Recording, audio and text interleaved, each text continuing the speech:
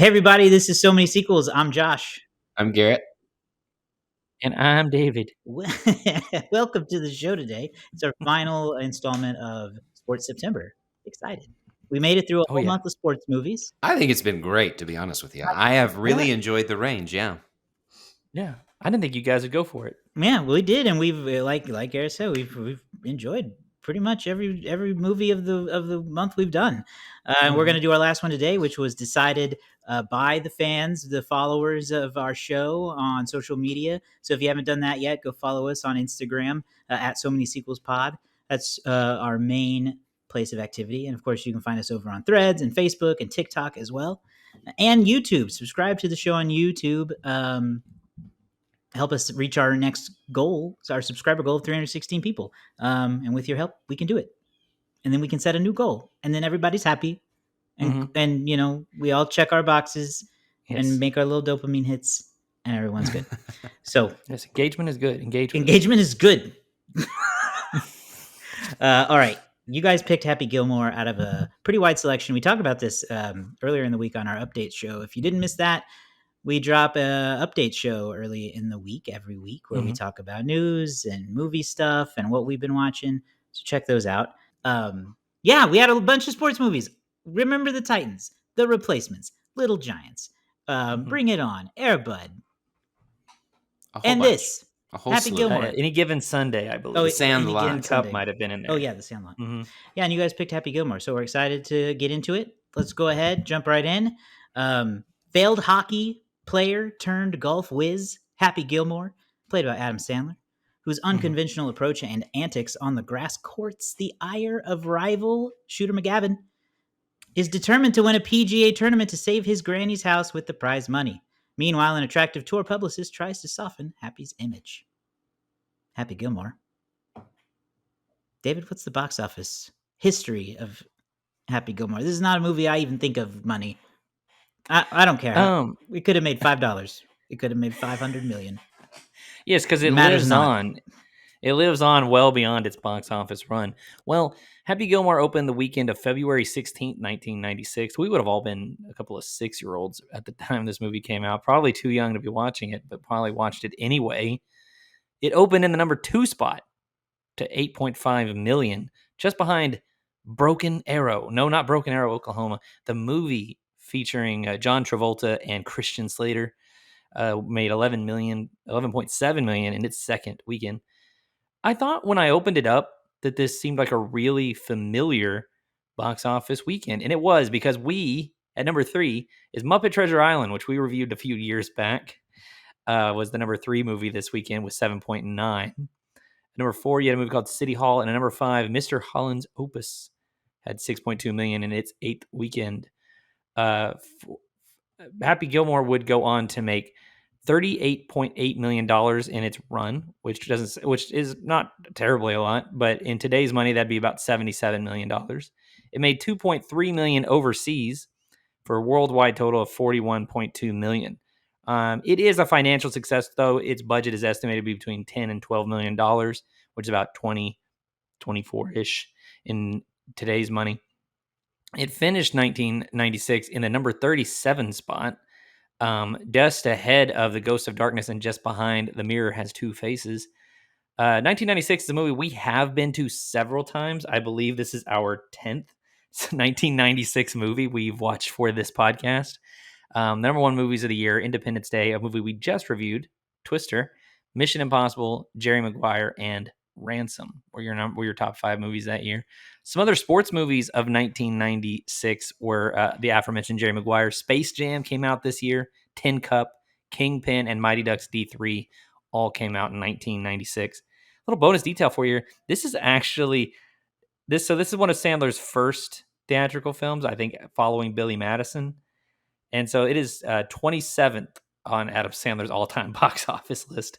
It's kind of way down there. He would get bigger and bigger and bigger after this. But like you said, Josh, the movie way outlives its box office run, being popular on television, on home video. I don't know what they are. Wildly popular. And we don't need to. Maybe you'll look it up while one of us is talking. But whatever Adam Sandler's top 5 highest grossing movies are, there's no way they're as memorable as Happy Gilmore at 27. I can give them to you right now. Oh, you if have want. them right now. Well, then go ahead. Yes. Now, the first two are going to be wildly disappointing for you guys. All right. The two highest grossing films starring Adam Sandler are Hotel Transylvania 2 and 3. Yeah, like I said, wildly forgettable. The kids don't even give a shit about those. The next three, I think you guys will be fine with.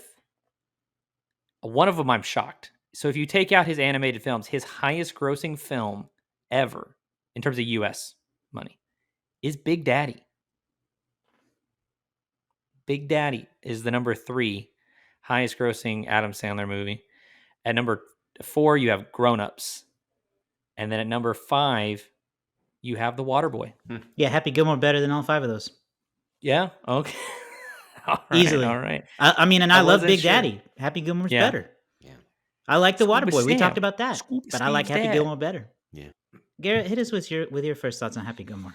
Yeah, man, this movie, and I have again, I played golf a lot growing up, and so there's not a ton of golf movies that I enjoy because the sport itself is kind of boring, right? And so this movie exists because it knows this, and it's quotable, it's memorable, it is Adam Sandler at his peak, and Adam Sandler's superpower really shines in this because that man is shameless, and he will commit to any bit that he thinks sets up, and he does this so well, like, he is happy and he exudes it throughout this whole thing. And it would not be good were it not Adam Sandler, because this movie is smartly stupid. And, and every bit of that stupidity was like well thought out of like, this is why I did this and why I put this here. And you can kind of tell, I think that Adam Sandler loses that in some of his later movies and he just relies on the stupid, but like this movie's stupid, but so well done. And it is, like you said, Josh, just completely memorable. I forgot how quotable this movie was. I watched it on a VHS tape as a kid over and over. I remember watching it on weekends at my dad's house. And turning it on almost feels like putting on an old pair of shoes or something. Like, you know what I mean? You just slip back into it and I'm like, ooh, yeah, Happy Gilmore time. It's super quotable. The price is wrong, bitch. I eat pieces of shit like you for breakfast. Are you too good for your home? You're gonna die, clown. All of these live in my head, rent free every day. And sometimes they escape, but I think of all of those every day. Yeah, definitely. Happy Gilmore's so funny.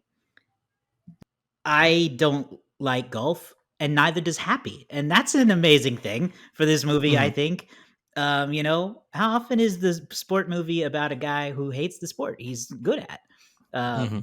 So that kind of makes it relatable to me. I was like, well, I don't like golf either, and Happy Gilmore don't like golf, so I guess I like this movie as the kid version of me. And then you see him just like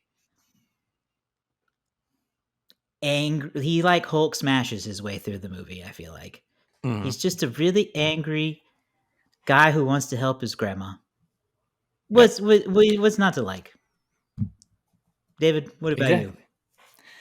It's still so funny to this day. There's only like a handful of movies that work for me, my dad, and my brother. Like, well, there's a lot of movies that we all like, and there's a couple movies that like there's a couple movies like we all like and we just quote and we love and we could all watch together, and there's no like awkward. Sometimes it's awkward trying to watch a movie with my dad or with my brother. You're like, this is more for me. They're not into it. But like this and No Brother, Where Art Thou? These are like two of our main movies. And so we just like quote these. Yeah, like you said, Josh, you're too good for your home. Little tappy, little tap, tap, taparoo, all that stuff, right? And it's a movie that like, it does pick on golf for as being kind of a boring sport. At the same time, almost every golfer who has started golfing since this movie came out loves this movie, because it's so applicable when you miss a putt or when you're stuck in the trap or any of that stuff.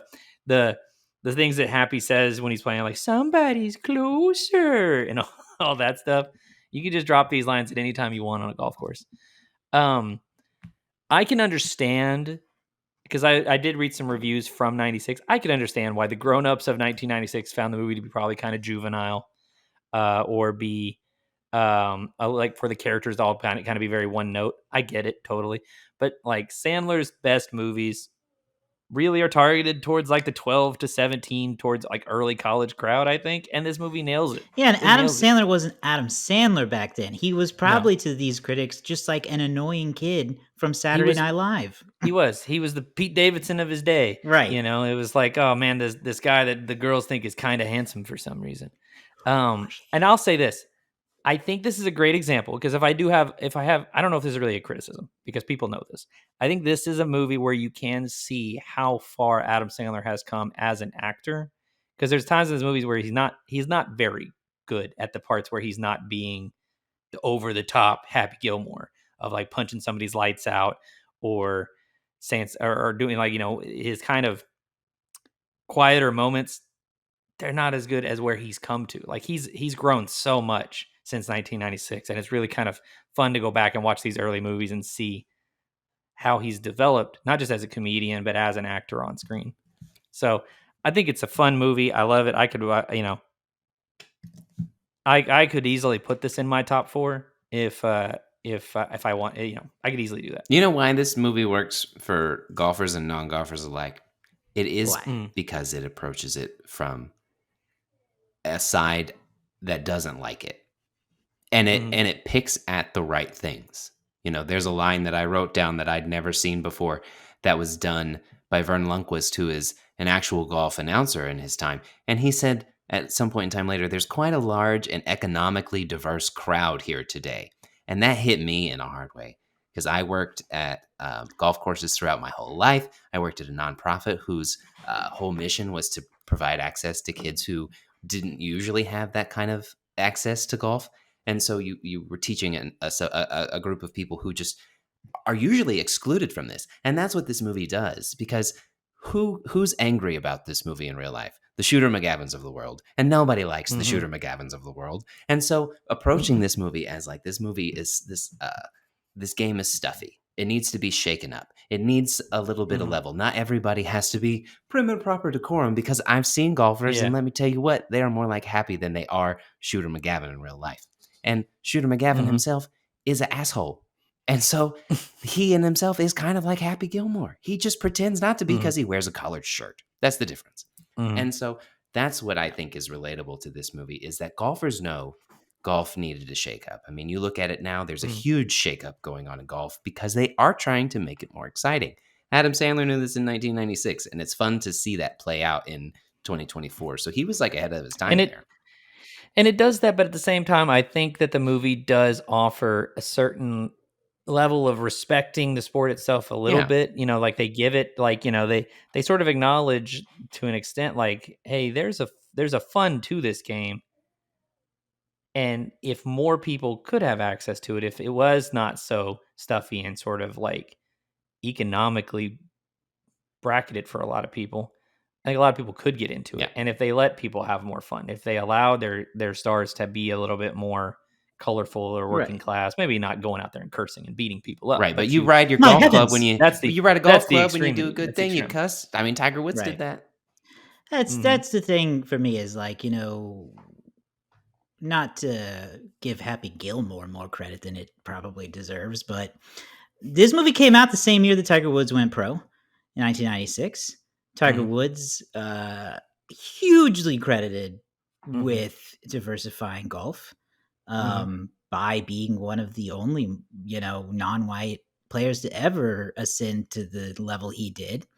And here at the same time, here's this movie coming out where it's not really talking about the racial aspect, but it is talking about how everyone in Happy's golf world is this stuffy, old, piece of shit, asshole, rich man. And he's just trying to save his grandma's house because they don't have enough money to keep a home.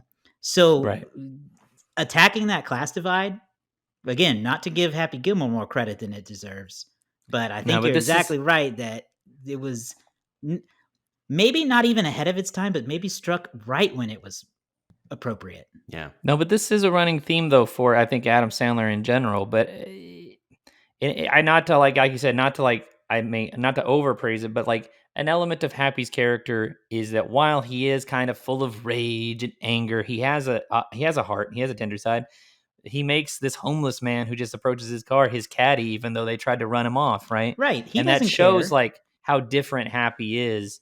That like he was like he had pity for that guy to an extent, or he had empathy for that guy to an extent, and brought him in. And obviously, it's played still for laughs because he's a homeless guy who's a little crazy, right? So you're gonna still get your homeless guys that are a little nuts jokes in there, but Happy has more heart than Yeah. a Shooter McGavin or somebody who's at this elevated financial status. And what makes it work so beautifully is that the other golfers who want to be bullies, Shooter and his gang, they Mhm. can't. The reason they can't get to Happy is because Happy doesn't even want to be there. So Yeah, they're like, "You don't belong here," and he genuinely he's doesn't like want to be. He's just he's like trying I to don't get want to be. money, I like, just need the cash, and man. that's also great. It's seeing that it's why the whole "you eat pieces of shit for breakfast" just doesn't work. You can't It's so funny. you can't phase him. Yeah. He can't. Well, He doesn't want He's to so be quick with it. here. Can we? I want to talk about one of my favorite other golfers in the movie. Can we do that? please. Or but did you have more to say, Garrett? No. Because I don't want to cut you No, go off on for it. this. We were on a good line there.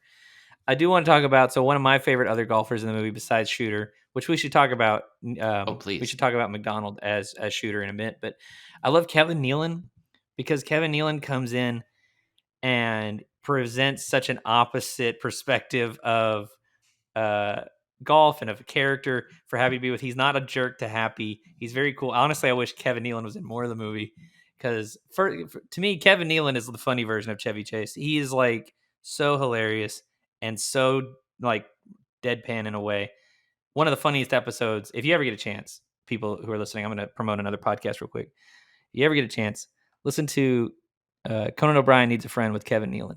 Is one of the few times I've laughed for like a full hour and a half while driving my car.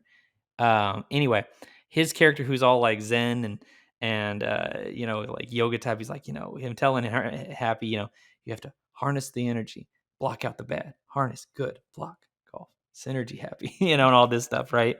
He's trying to give him that happy place advice way before that point in the movie.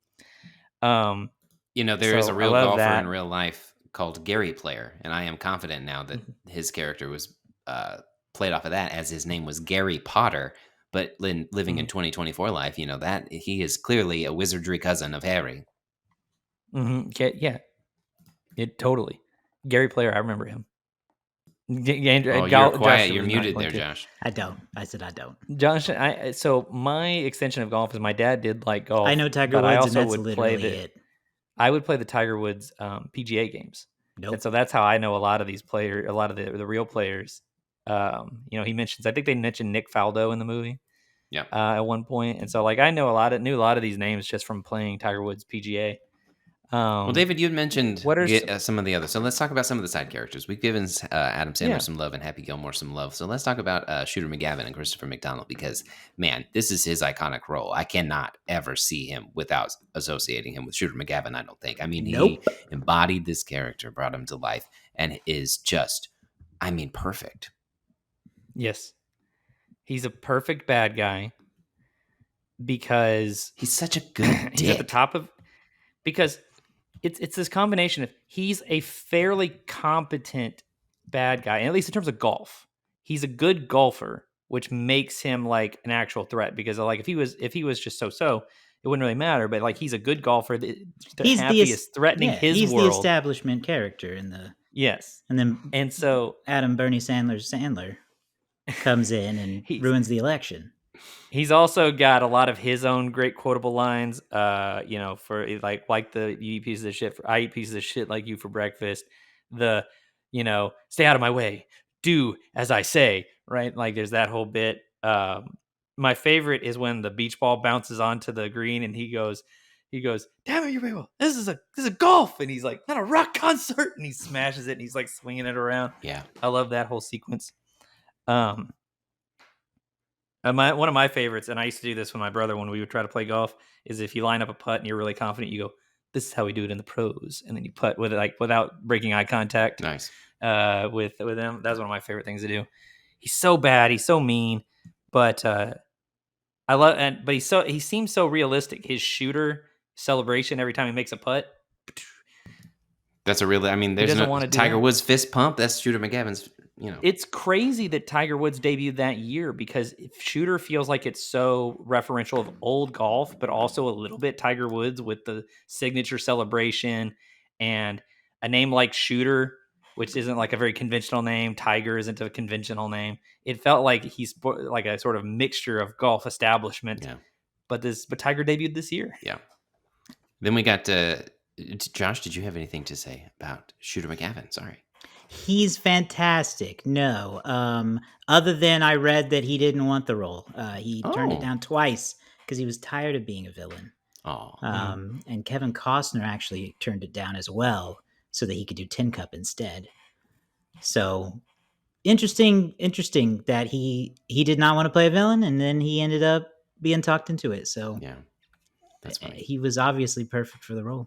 Yeah. Julie Bowen He was. is. Oh, I don't remember her. Starts with a V. Veronica.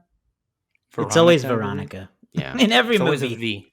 V. In I don't most know. of Adam Sandler's movies, his girlfriend's name starts with a V. Yeah. But she Yeah, is she's- the publicist for the Right. PGA Virginia. Tour. She's Virginia. Virginia. Thank you. Mm-hmm. She's also a smart character. She also realizes that golf needs Happy, and that is a little bit ahead of its time, and tries to soften him. And I think that she provides fun balance. Again, I don't think that in the '90s women were written well in general, so I don't think that she has a lot to do. But she's I not appreciate given her much. character there, and she does well with what she's given. I think that she has good chemistry with Sandler. I think that she was very, she was very sweet looking. The scene when they play when he bets her about, they play and they listen to Endless Love Endless in the Love Dark. in the Dark. Friends listen to Endless Love in the Dark. I love that line. And she does the happy. I didn't see it go in, and then they make out. I always thought that was super sultry as a kid. I was like, oh wow, I need to find a lady like Virginia. She seems cool. Yeah. But yeah, I thought she worked well, and it's kind of weird that like Julie Bowen kind of, at least for me, disappears after this movie, and then she pops up later in Modern Family, and she's hilarious on that too. Yeah. Yeah, this was her first major role in a movie. So this is you don't know Julie Bowen yet, really at all. Yeah, Chubbs is funny. I love the scene there. It's more of a montage, I guess, where they're at the mini golf course. Oh yeah. Mm-hmm. I wanted to play at a mini golf course like that, like my entire life. There's none that I've ever found. Branson, That are that's the quite closest you can get. Expressive. Branson. I also think we need to talk about the Bob Barker of it all, because that is one of the most iconic Yes, scenes. of course. One of the funniest scenes. I mean, the fact that they let Bob Barker just beat the crap out of him is truly a great way to handle all of that, and that scene will live on in infamy forever. Yeah, Bob Barker's got such a short temper with Happy. I love when he just throws his club up and goes, "This guy sucks." Like it's just so out of character for Bob Barker as we knew him. Yes. And him being like, he goes, "I can't stand that guy." He goes, "What I can't stand is you not being able to put the ball in the hole." And then like he's egging him on. I'm like, "Bob, leave the man alone." But What got me great fight, great battle. I love hearing Bob Barker say the word bitch like it was the first time he'd ever said it in his life. The price is wrong, bitch. What was that? You've had enough. And then, but before we wrap up, how did you guys feel about the sports section of it all? I mean, obviously his swing, how he swings, how far he hits it is definitely a standout part of this. But I also felt like they did a decent job of showing some elements of golf. Yeah. It's hard to make golf exciting. I wouldn't know. I don't think so. Yeah. What's accurate? Well, I mean, they let the man play a PGA tour with a hockey puck, or not a puck, the stick. So some of the rules that they put out there are not real. Like you don't have to hit off of somebody's foot. Even more, I was like, "You're gonna let him putt with a definitely. hockey stick? That seems like a huge advantage." Yeah, I don't so much know, area. That one I'm not I don't sure know what the about. regulations are for putter heads. Yeah, I mean, there I'm are sure a there are. variety of putter heads you can use. There's even some people use a long-handed putter where it's like it comes up to their chest and they putt like this. Just keep doing that. Anyway, the swing. Everybody who's ever seen this movie has tried to do this swing.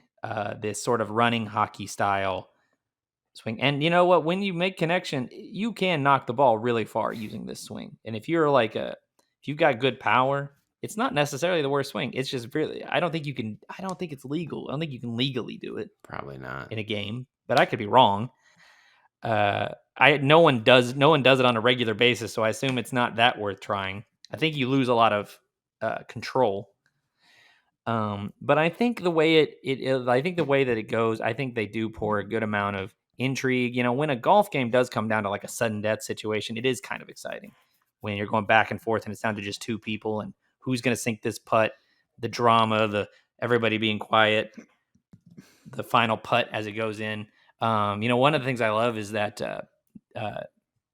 McDonald, he actually hits that final putt of shooters. Like they were like, okay, you'll hit it, and then we'll cut to the ball going in. And he's like, no, let me hit it. I can do this. And I think they gave him like 3 attempts. They were like, we'll give you 3 attempts, and he made it on the first one. Nice. So his reaction of him being like, yeah, shoot it, and him throwing the putter and him doing the super shooter celebration, it's all very earned because he's like, yes, I made that putt. They weren't gonna let me take it, and I made it anyway. Yeah, that's nice. So I think that they captured some of the excitement that there is to have with golf fairly well. Well, it's been a long time since this movie came out, 1996, but we are in an age of some geriatric sequels right now. So before we go into our final thoughts on the movie and give our ratings, we got to talk about the fact that Happy Gilmore 2 is like actually happening. It's official. It's now. It's going to be on Netflix. They are making casting announcements as recently as last week or two. So Adam is back, obviously co-writing this and starring in it. He hasn't said a lot about what it's going to be about, but it's kind of hinted that it'll obviously follow Happy as he's older, and he may be trying to rebuild his life a little bit after getting into some kind of a mess. Christopher McDonald is going to return as Shooter McGavin. Julie Bowen is returning as Virginia. New additions to the cast include well-known actors Bad Bunny and Travis Kelce. And Benny Safdie, one half of the Safdie brothers, who worked on Uncut Gems with Adam. So that should be interesting. I don't know. This is going to go to Netflix, which makes the most sense to me.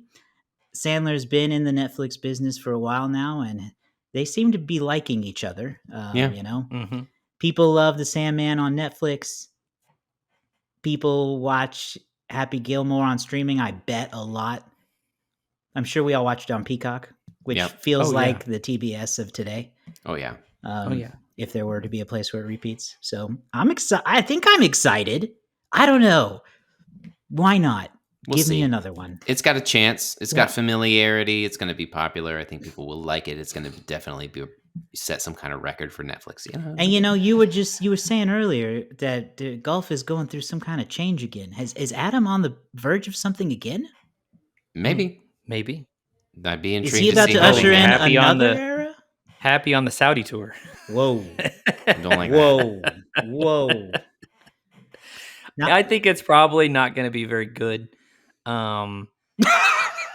That's just how I feel. Shots fired. I mean, god dang! I'm hopeful. But I'm a little bit worried because look, it has been a mixed bag with these Sandler Netflix ones. Netflix. You're not wrong. I think we're on 8 or 9 at this point of the Netflix movies. Some of them have been very good. Some of them have been absolute dog dirt. But that was the case when he put movies in theaters too. I just refuse to believe it's any different. That's why I'm saying. That's what I'm saying. The track record is this could either be really fun or really, really bad, and it's just gonna there's a chance it just looks old. All the characters are gonna be, 25 years older almost. Sandman, so I don't know. Bowen, and McDonald look good. I just saw pictures of them. But if it has more in common with like The Ridiculous Six and Murder Mystery 2 and what is another recent one that he's done? And Hubie Halloween. If it's more in common with those, I don't think it's going to be good. But I hope to be pleasantly surprised because I love Happy Gilmore. So I would really hope that it brings everybody together and they have fun, and it actually makes a pretty good movie as well. All right, well, that's Happy Gilmore 2. I'm sure we'll be talking about it as it gets closer and we learn more about it. Let's get into our final ratings for Happy Gilmore 1. You know, I'm going to give it a lot of extra juice for getting me through a lot of however many hours you could add up of Happy Gilmore over my childhood. It entertained me a lot. So I'm going to give it 4 out of 5. 4 stars. 4 star. Yep. Same here. It is memorable. It is funny. It holds up. It's one of Adam Sandler's best. I don't think that people leave it off their list when they talk about ones that they enjoy. I will also give it 4 out of 5. And similarly, I'm going to give it 4 out of 5 stars. I think that's what I've given it in the past. Wow. And I'm not entirely sure that that's what I've given in the past, but I think it is. I like this movie a lot. I don't think it's necessarily like, I wouldn't put it on like a top tier of like greatest movies of all time, but very fun movie. Still fun to this day. Still love to watch it. You know, no general complaints from me, but I could understand how if you've never seen this movie and it's 2024 and you pop this in for the first time, you might go, really? People think this is funny? I could see it. You know, nostalgia may be playing a factor for me. I'm willing to admit that. Yep. So 4 stars for me. It's totally valid. All right, 4 stars all around. Love to see that. Okay, let's get into the letterbox game here. We will make some guesses at what the letterbox community has rated this and see if our standings change at all. Let's go through a few of the most popular reviews first, though. From Ben on Letterboxd, 4 stars. Adam Sandler's Parasite, standing among a pantheon of working class heroism, resisting elitism one putt at a time. The price is wrong, bitch. I love it. 4 stars. This is a reference to, we didn't even talk about Mr. Larson, the man with the nail in his head. It's a reference to the shirt he was wearing. 4 stars. Guns don't kill people. I kill people. Great shirt. Yeah. 10 out of 10 shirt. You can count on seeing me in the parking lot. And then, gosh, so many of them are just quotes. Yeah. But we'll end with this one. 3.5 stars. Happy Gilmore has to be one of the dumbest, most nonsensical movies I've ever seen. Yet there's good-natured spirit and sense of creativity to this film that most of Adam Sandler's projects haven't had. So, a compliment in the end. All right. I second a lot of that. A lot of 4 stars in there. Mm-hmm. Yeah, well, a lot of people who love to say the price is wrong, bitch. One of the most memorable lines of the movie, for sure. Of cinema. All right. Who's guessing first?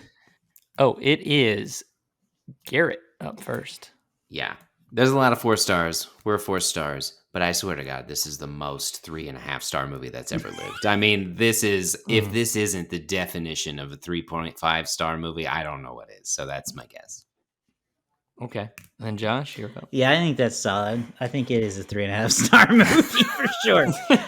I'm going to pick 3.2. I'm gonna guess they might go a little lower. Interestingly, in 1996, Roger Ebert gave this 1 out of 4 stars. Ooh. Roger. He said he thought it was too juvenile, and he didn't think Adam Sandler could hold a movie at that point. Well, the press was wrong, Raj. He paid in the end. I'm gonna say it skews higher than you guys. I'm gonna say it's like a 3.8. Okay. We got a 3.5, a 3.1, and a 3.8 here. Let's see who's going to move up on the leaderboard.